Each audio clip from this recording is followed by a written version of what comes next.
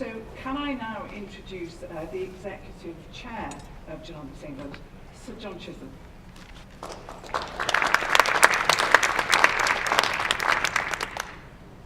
Thanks, Viv. Thanks, Minister. An excellent start and great to see you all here. I'm going to talk a little bit more detail about what we are doing in Genomics England and in the programme. So, right, let's go. As George said, this is absolutely the personal dynamism of the Prime Minister who launched this.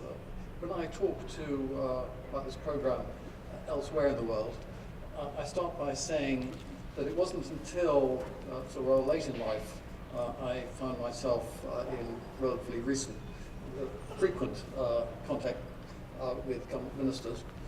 I began to realise that actually, sorry George, they don't have that much freedom of action. The world is such a connected place that every decision affects everything else, and you can't just say this will be done, except in a few things. And Prime Ministers can choose one or two things which actually happen. Of course, the example I choose is Harold Wilson and the Open University. It's the only thing he was remembered for after all his years of being in power. This, as George has said, is a fantastic moonshot moment which can change the world. And that's what we collectively in this room are all about. This was launched by the Prime Minister, and he gave us 4 goals. George touched on them briefly, but they're obviously finding the insights, using, first of all, the phenomenal opportunity of the NHS, together with the science and clinical expertise which exists in the United Kingdom, to use genomics to find the insights which we know are locked up there in the code of the DNA, to advance genomic medicine into the NHS, and to stimulate the thriving industry which we know can grow around it. But all those things are only possible if we do the 4th and critical objective, which is to carry the public with us. As we know, the public are not good at understanding risk, and particularly not good at understanding scientific risk. And if we get that wrong out there in the community, then we will set this back a whole generation. So those are the 4 key things which we were asked to pay attention to and to deliver in this programme. The first thing I say, and I, in a sense, pick up on what George has spoken about, is this is not another scientific study. It's not a clinical trial. It's not an experiment. No, it has a much bigger, agenda, which is to do with the start of the digitization of the world's largest and last important cottage industry. And in saying that, I use the word cottage industry as an industrial economic term, not in any sense a disparaging term. It means that the structure of the industry at the moment is broken down into units which are largely managed themselves because they know how to do what they are doing. Across the world, the industries, I'm old enough now to have been through a large number of industrial changes. As digitization gets to work, so the integration of those industries through the digital medium materializes, and that changes the whole industry. And that for sure will happen in the health industry.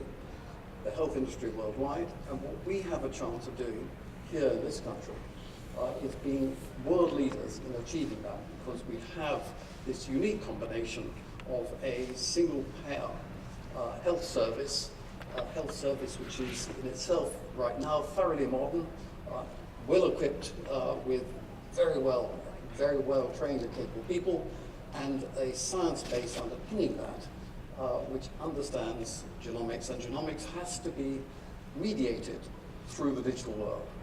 So that is the basis of our opportunity. Now, having said that, let me just go back to what George has already said.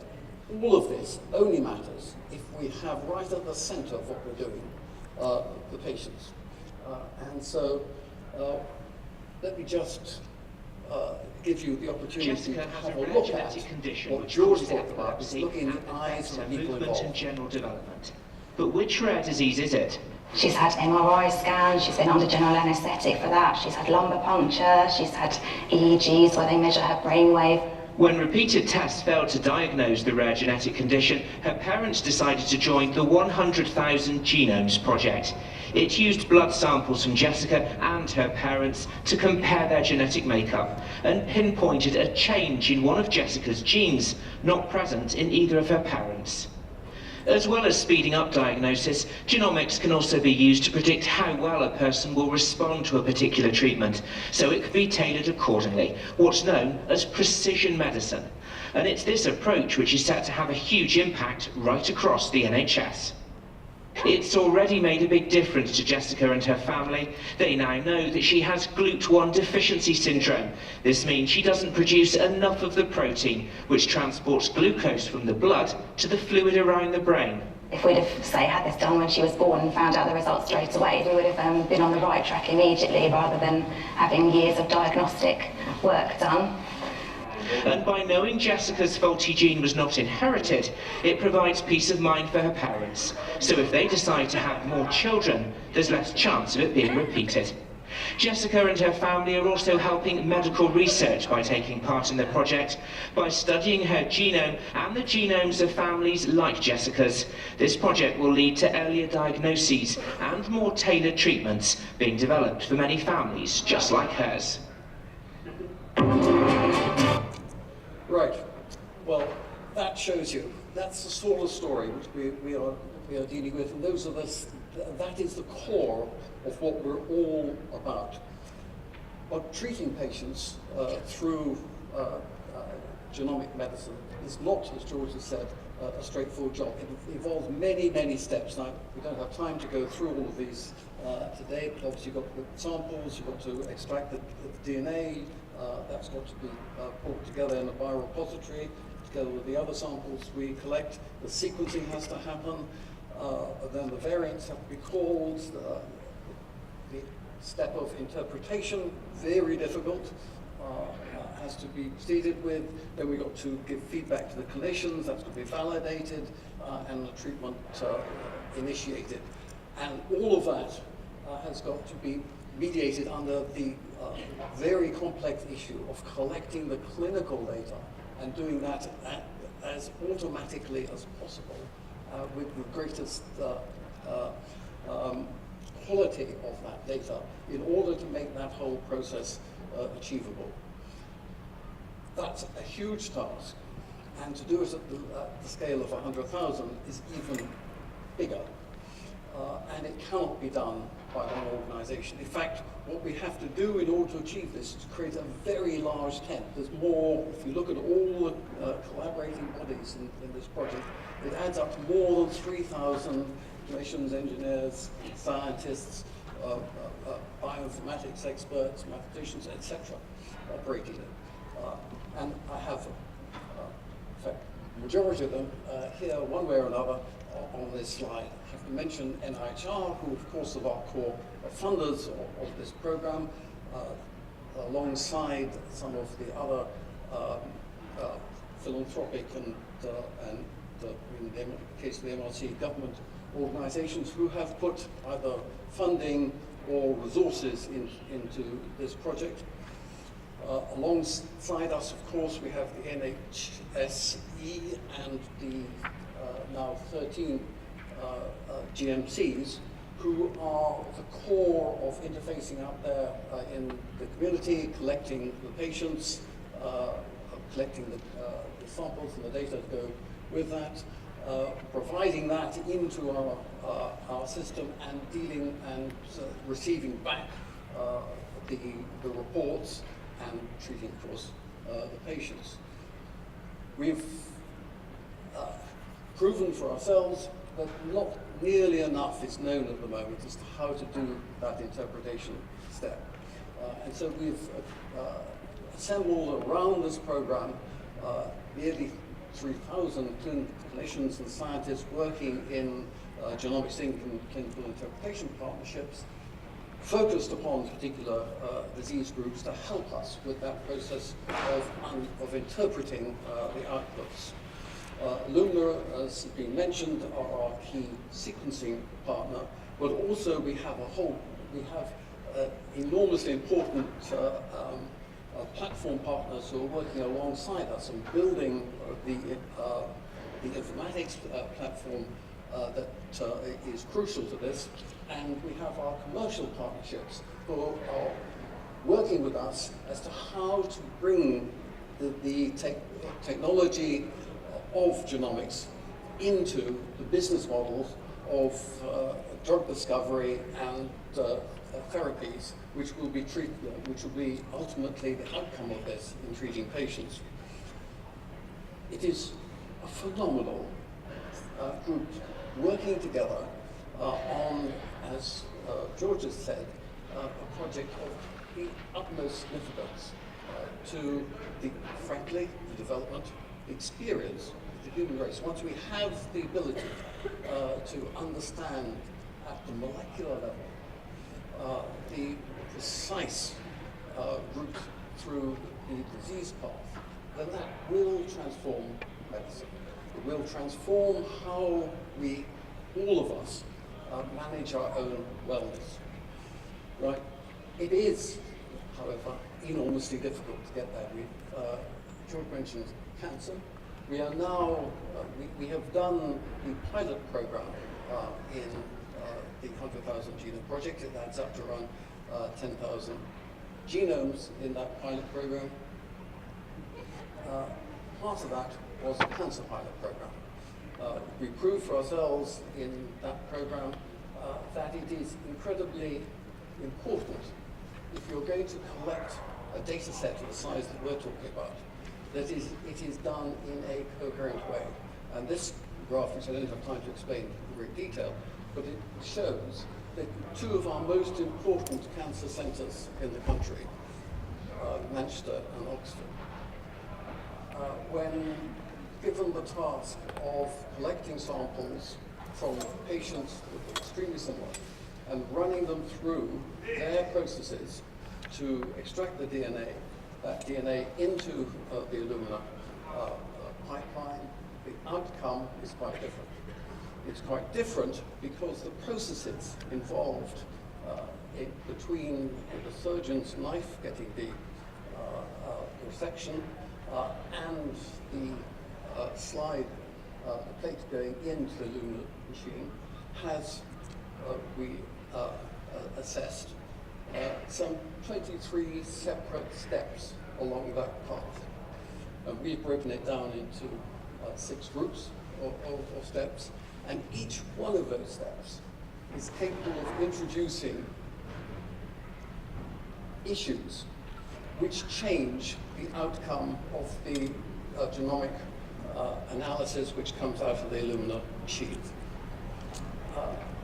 So in order to be able to do this, to collect at scale from routine care, data which can be coherently analyzed, you have to begin by setting standards and protocols such that that can be done in the way that you do not introduce artifacts which simply obscure the results. So,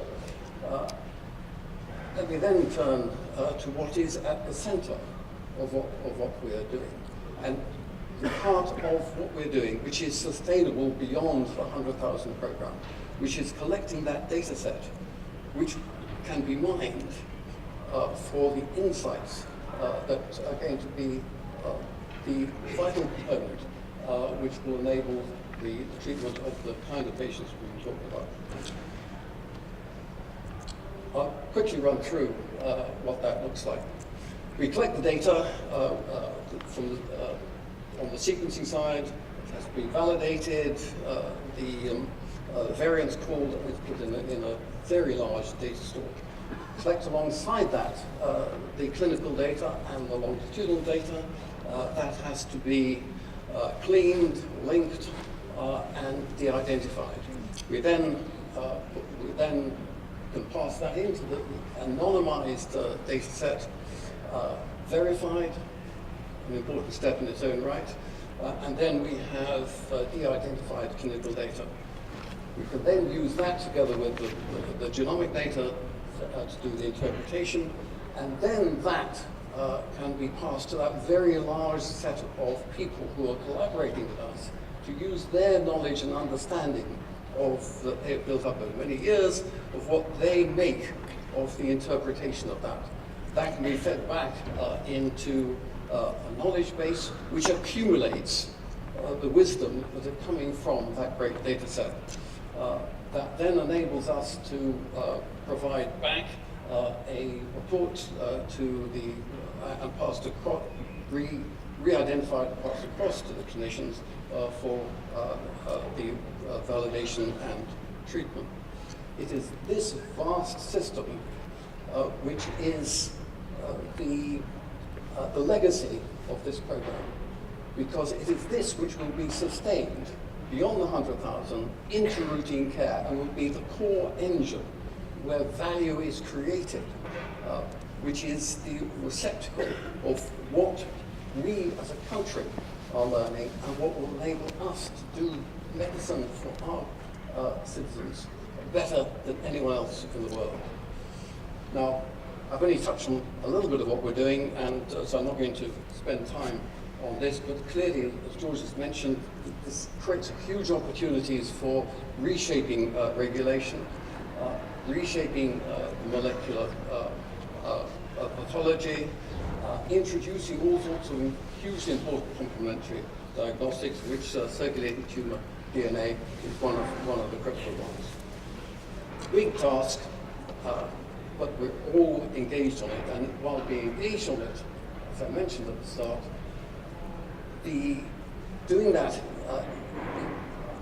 bringing the public into what we're doing in a positive way is crucial. And from the start, we've had that as an agenda. And a key part of our program has been to bring the public along with us all the way. And amongst those are... DNA is extracted from your samples at the hospital, carefully packaged and labelled with a code. It's sent to the sequencing centre in Cambridge. When they've analysed your samples, your DNA data is sent to us at Genomics England. Your hospital then sends us detailed information about your condition, your health data, through the secure NHS network. We analyse both together and send a report back to your hospital care team. Right. This is simply saying that what we're trying to do is to explain what we're doing to the public. And that is a crucial step in what this whole program is about. Because it's not simply a scientific program, as I said before, it's not a clinical program. But if we succeed, we will have made a major step towards introducing personal precision medicine and engaging citizens in their own wellness and giving them the tool to manage that, while at the same time creating the opportunity for making the NHS into the global centre for discovery in medicine and genomic medicine. Thank you.